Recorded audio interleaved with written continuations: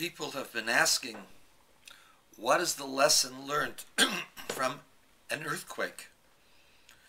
What do we learn about a tsunami? What is the reaction that people have to have when they see this? Obviously, we have to try to help the victims of the natural disaster. We must show our compassion and empathy and try to assist those that are struggling with what is going on. And this is an obligation of all peoples of the world, primarily those that are closest to the situation. Wherever there are communities that can help others, they have the first obligation of response because they are closest to it. Where their resources are lacking, people from great distances, including ourselves, should contribute to the resources so that those people can offer assistance. Anyone who has special training, who can assist people under dire circumstances, if there's a lack of them there, that is a positive thing to go there and to offer assistance. But other than that, what is it that we, in the distant world, what do we learn when we see these shaking, these earth-shaking and shattering events? And I was asked twice today in my congregation how to respond. And so I will share with you the ideas that I believe are germane to this phenomenon, to what has happened. People plan their lives.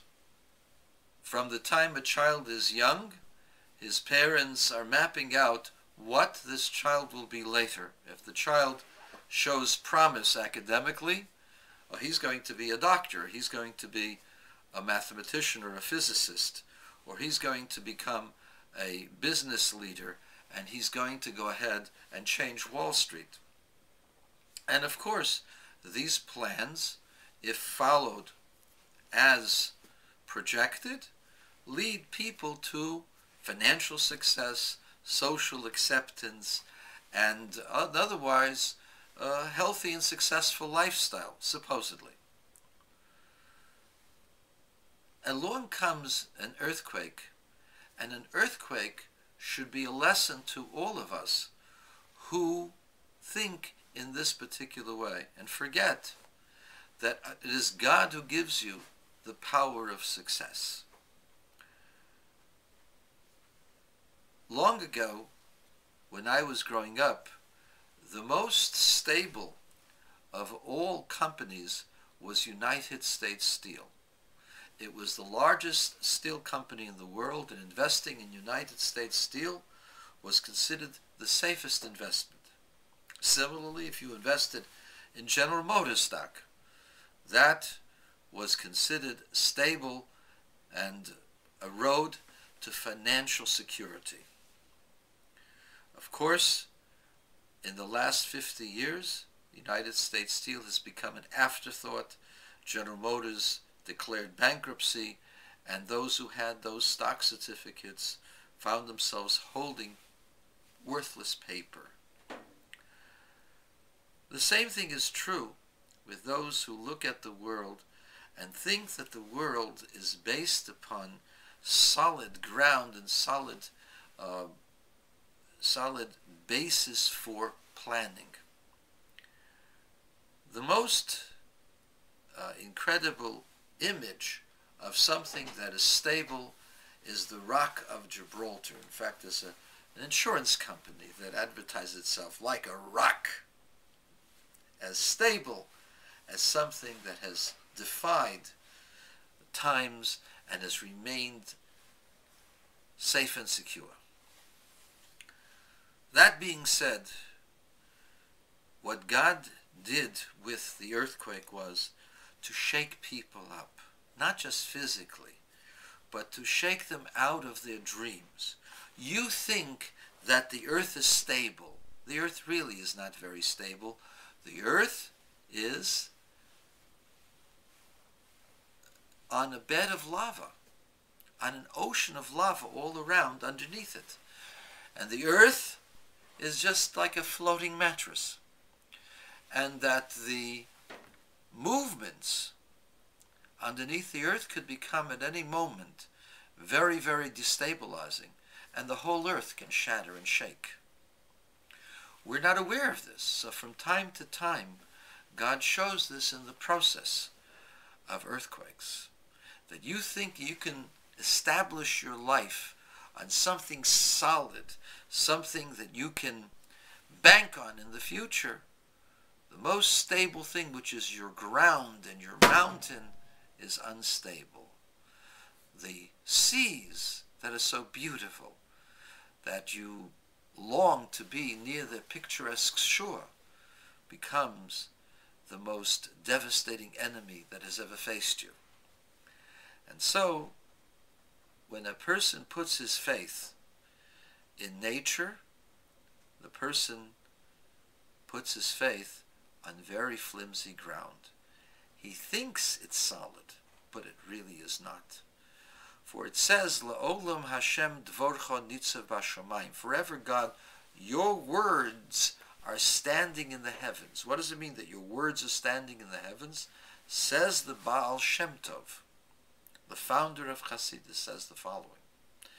He says that God creates everything, all things, from the tiniest particle to the largest galaxy and cluster simultaneously.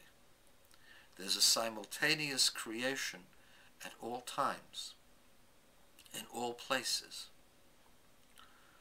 And the only stability that we have is to realize that it is God who is creating life, and we place our trust in God. In fact, this week, an incredible thing took place in the Supreme Court of the United States of America. There was a challenge to remove the words, "In God we trust," that this was somehow the entanglement of this country in religion. And the Supreme Court dismissed it. The Supreme Court validated that we can say, "In God we trust," and that this is not promoting or entangling ourselves in a religion. And even though others may not believe in God, what do you believe in? Do you believe in a rock?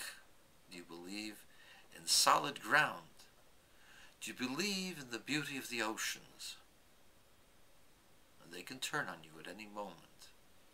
The only thing that is solid, the only thing that we can rely on, the only thing we can trust in, is God. For God creates us at every moment in order to fulfill our purpose of existence.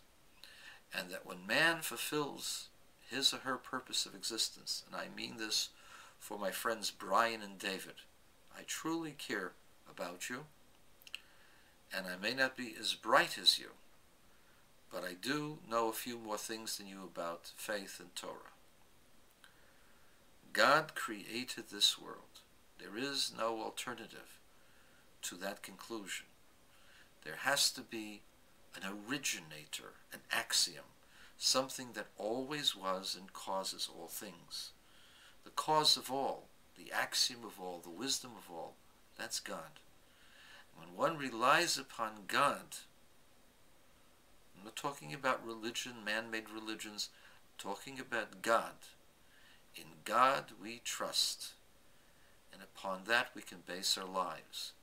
Because we trust in God, we will be good people. We will care for each other. We'll care about the environment. We will argue about values.